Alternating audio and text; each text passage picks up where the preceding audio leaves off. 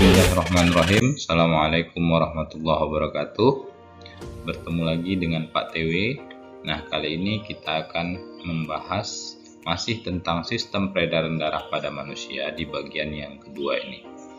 Nah, sebelum kita lanjutkan video pembelajaran ini, mari sama-sama kita berdoa terlebih dahulu kepada Allah Subhanahu wa taala, Tuhan yang Maha Esa, agar kiranya ilmu yang akan kita pelajari nantinya berguna bagi diri kita dan dapat kita pahami dengan sebaik mungkin.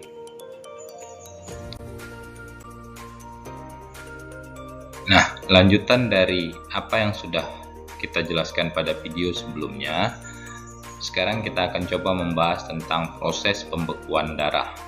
Nah, apa itu proses pembekuan darah? Jadi, pada saat terjadinya luka, maka darah akan keluar dari pembuluh darah seperti yang terlihat pada gambar ini. Nah, namun di saat yang bersamaan, sel-sel darah bersama dengan plasma darah akan mencoba menutup bagian yang luka tersebut. Nah, proses penutupan bagian yang luka itulah yang disebut dengan istilah pembekuan darah atau penghentian darah. Nah, kita lihat misalnya seperti ini. Tangan itu terluka, ya, ilustrasinya seperti ini, tangan terluka. Nah, kemudian yang terjadi berikutnya adalah maka trombosit akan pecah karena trombosit akan melewati bagian tubuh kita yang terluka itu sehingga trombositnya pecah. Nah, trombosit pecah akan mengeluarkan yang namanya enzim trombokinase. Kemudian enzim trombokinase ini akan bekerja untuk mengaktifkan yang namanya protrombin, ya. Enzim protrombin ini untuk dirubah menjadi trombin. Nah, semakin banyak ion kalsium dan vitamin K, maka proses perubahan protrombin menjadi trombin itu semakin cepat. Nah, trombin ini berperan untuk mengaktifkan yang namanya fibrinogen untuk dirubah menjadi benang-benang fibrin. Lalu benang-benang fibrin inilah nanti yang akan menutup permukaan yang luka tersebut sehingga darah tidak lagi mengalir seperti ini. Jadi benang-benang fibrinnya itu akan menutup bagian yang luka. Nah, benang-benang halus ini akan menempel di bagian terluka tersebut untuk menutup agar sel-sel darah tidak keluar dari pembuluh darah yang rusak tersebut. Nah, itulah dia proses pembekuan darah yang terjadi di dalam tubuh kita apabila tubuh kita mengalami luka. Nah, kemudian penggolongan darah. Penggolongan darah itu pertama kali ditemukan oleh ilmuwan yang bernama Karl Landsteiner di tahun 1901. Nah, dia membagi golongan darah kita itu berdasarkan komposisi daripada agglutinogen dan agglutinin yang terdapat di dalam darah. Nah, agglutinogen itu sendiri adalah jenis protein yang dapat menggumpal atau agglutinasi dan terdapat pada eritrosit atau sel darah merah, ya. Sedangkan agglutinin adalah jenis serum antibodi yang dapat menggumpalkan agglutinogen. Agglutinin terdapat pada plasma darah. Jadi agglutinin itu ada di plasma darah, agglutinogennya ada di sel darah merah. Agglutinogen itu dapat digumpalkan, ya, agglutinin yang bertindak sebagai penggumpalnya. Nah, agglutinogen ataupun agglutinin itu terbagi menjadi dua jenis. Ada agglutinogen itu, ada yang agglutinogen A namanya dan ada agglutinogen B. Sedangkan agglutinin itu terbagi menjadi dua, yaitu agglutinin alfa dan beta. Nah, agglutinin alfa itu dapat menggumpalkan agglutinogen A dan agglutinogen B dapat menggumpalkan agglutinin beta itu dapat menggumpalkan aglutinogen B. Nah, lebih jelasnya seperti ini. Ya, jadi golongan darah A itu mengandung aglutinogen A dan aglutininnya beta. Golongan darah B itu mengandung aglutinogen B dan aglutininnya alfa. Golongan darah AB itu mempunyai aglutinogen A dan B tetapi tidak memiliki aglutinin. Sedangkan golongan darah O tidak mengandung aglutinogen tetapi memiliki aglutinin alfa dan beta. Nah, sekarang kita lihat. Tadi katanya bahwa aglutinin alfa itu menggumpalkan aglutinogen A atau sebaliknya. Sekarang kita lihat. Aglutinogen itu adalah yang dapat digumpalkan. Nah, apabila aglutinogen bertemu dengan aglutinin alfa, maka terjadi penggumpalan darah. Itulah sebabnya kenapa golongan darah B tidak dapat didonorkan kepada golongan darah A. Karena golongan darah B mengandung aglutinin alfa, sedangkan golongan darah A mengandung aglutinogen A. Jadi kalau alfa bertemu dengan A terjadi penggumpalan darah, atau sebaliknya beta bertemu dengan B ya akan terjadi penggumpalan darah. Makanya A tidak bisa didonorkan kepada B, B juga tidak dapat didonorkan kepada A. Oke, begitu selanjutnya. Jadi kalian dapat melihat bagaimana proses pendonoran darah itu berdasarkan aglutinin dan aglutinogen yang dimiliki oleh seseorang. Baik. Nah, kemudian transfusi darah itu bisa terjadi apabila kalau kita sudah mengetahui golongan darah yang dimiliki oleh pendonor maupun resipien. Nah, transfusi darah itu sendiri adalah prosedur pemberian darah dari si pendonor ke penerima yang mengalami kekurangan sel darah dalam tubuh. Si pemberi darah dinamakan sebagai pendonor atau donor dan si penerima disebut resipien. Nah, berdasarkan keempat golongan darah tersebut, golongan darah O itu disebut sebagai donor universal dan golongan darah AB disebut sebagai resipien universal. Nah, kenapa ini bisa terjadi? Kenapa O disebut donor universal dan AB resipien universal? Kita lihat skemanya. Oke, perhatikan.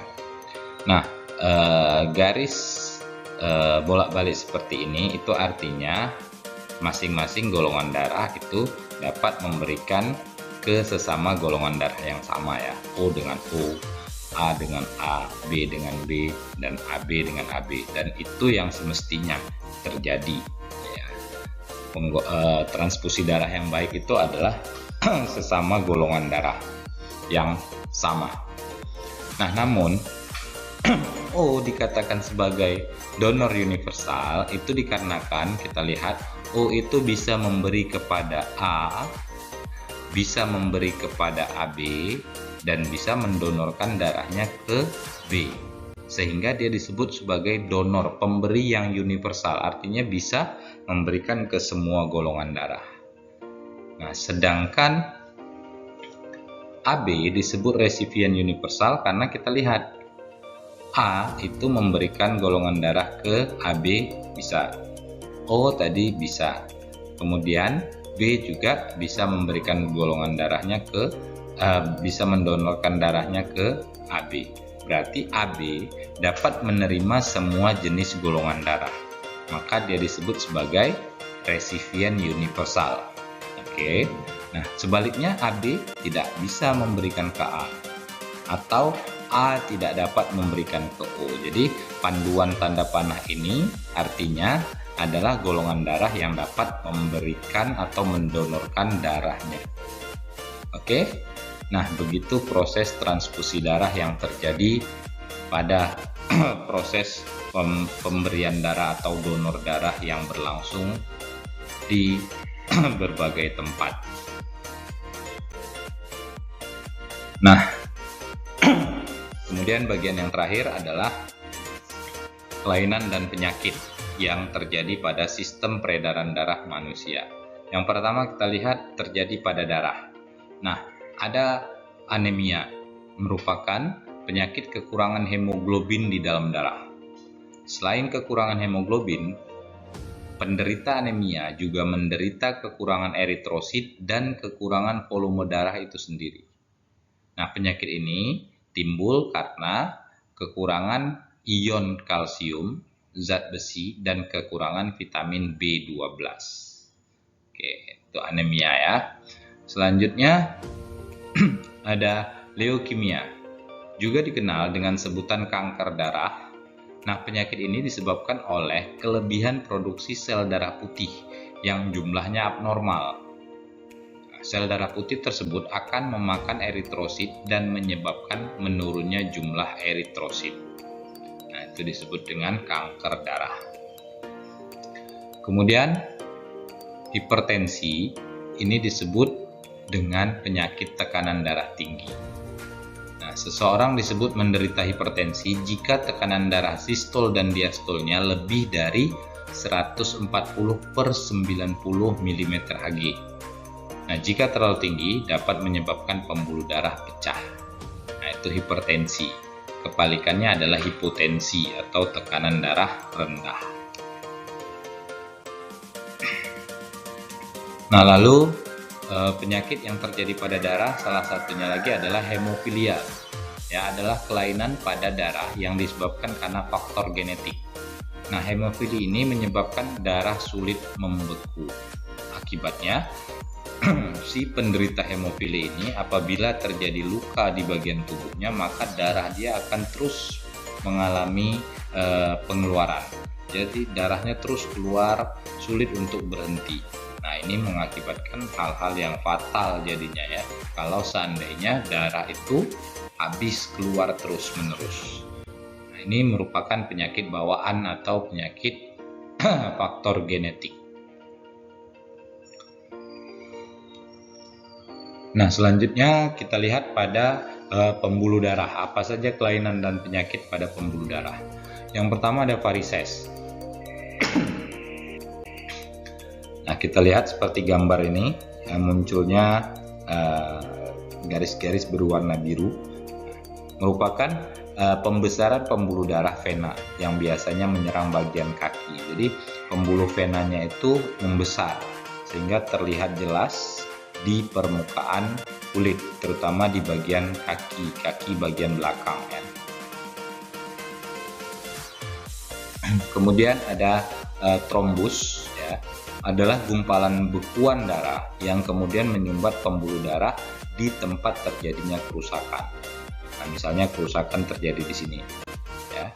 Terjadi penggumpalan darah, bekuan darah ini yang mengakibatkan penyumbatan di bagian di daerah yang terjadi kerusakan tadi. Nah, akibatnya tentu darah tidak dapat mengalir dengan lancar. Kemudian ada lagi embolus namanya. Nah, ini hampir mirip dengan yang tadi, tapi ini merupakan gumpalan bekuan darah yang bergerak di sistem sirkulasi. Jadi gumpalan darahnya bergerak, tetapi ketika gumpalan darah itu menuju ke pembuluh darah yang lebih kecil, lebih sempit, maka dia akan nyangkut di situ ya, akan mengakibatkan terjadinya penyumbatan ya pada pembuluh darah karena terjebak di bagian yang lebih sempit, di pembuluh darah yang lebih sempit. Oke, kemudian ada ateroskleros dan arteriosklerosis. Nah, ini sama-sama penyumbatan, tetapi bedanya kalau aterosklerosis itu disebabkan oleh lemak penyumbatannya, sedangkan arteriosklerosis itu disebabkan oleh penyumbatan zat kapur. Ya, zat kapur. Di arteriosklerosis itu disumbat oleh zat kapur, sedangkan ateroskleros itu penyumbatannya disebabkan oleh lemak. Nah, kemudian yang terakhir kita lihat kelainan dan penyakit pada bagian jantung. Yang pertama ada namanya angina, yaitu ditandai dengan berat dan berulang ketidaknyamanan dada dan nyeri. Jadi nyeri yang berat serta berulang. Nah, ini disebabkan karena kurangnya pasokan darah atau suplai oksigen pada otot jantung. Kemudian ada namanya aritmia. Ya, aritmia jantung adalah irama jantung yang tidak teratur, di mana jantung berdetak tidak normal, baik pada tingkat yang lebih lambat atau lebih cepat. Jadi lebih lambat dia bisa, lebih cepat dia bisa, sehingga irama jantung tidak teratur. Nah, itu namanya aritmia. Selanjutnya ada iskemia, yaitu otot jantung tidak mendapatkan cukup oksigen untuk berfungsi dengan baik. Nah, orang yang menderita iskemia jantung biasanya akan mengalami sakit seperti angina, ya, seperti nyeri, ya, dan berat, dan mungkin merasa seolah-olah mengalami serangan jantung. Jadi seolah-olah jantungnya mengalami serangan. Nah, tapi ini merupakan tanda-tanda awal, ya. Tanda-tanda awal akan terjadinya serangan jantung. Biasanya kalau sudah terjadi seperti ini, nah lebih baik periksakan ke dokter, ya. Oke. Nah, itulah beberapa penyakit dan kelainan pada sistem peredaran darah kita. Oke. Nah, selanjutnya kita coba untuk melatih apa yang sudah kita pelajari. Nah, ini dapat kalian kerjakan di buku latihan. Nah, yang pertama adalah kalian coba melengkapi kotak-kotak yang kosong ini pada proses pembekuan darah. Kemudian yang kedua, apa hubungan antara sel darah, yaitu bagian keping darah, dengan plasma darah atau fibrinogen dalam proses pembekuan darah. Jadi coba cari apa hubungan antara keping darah dan fibrinogen pada proses pembekuan darah. Kemudian nomor 3, apa alasan yang menghalangi orang yang bergolongan darah A untuk mendonorkan darahnya ke orang yang bergolongan darah B? Lalu yang terakhir, nah, tuliskan kelainan dan penyakit pada sistem peredaran darah serta bagaimana cara mencegahnya. Oke. Nah, itu yang bisa kita bahas pada sistem peredaran darah. Nah, untuk mendukung channel ini, jangan lupa ya, tekan tombol subscribe-nya, kemudian aktifkan lonceng notifikasinya, beri like, komen, dan share ke teman-teman yang lain, supaya channel ini tetap dapat memberikan materi-materi pembelajaran yang edukatif dan kreatif. Terima kasih. Billahi taufik wal hidayah. Assalamualaikum warahmatullahi wabarakatuh.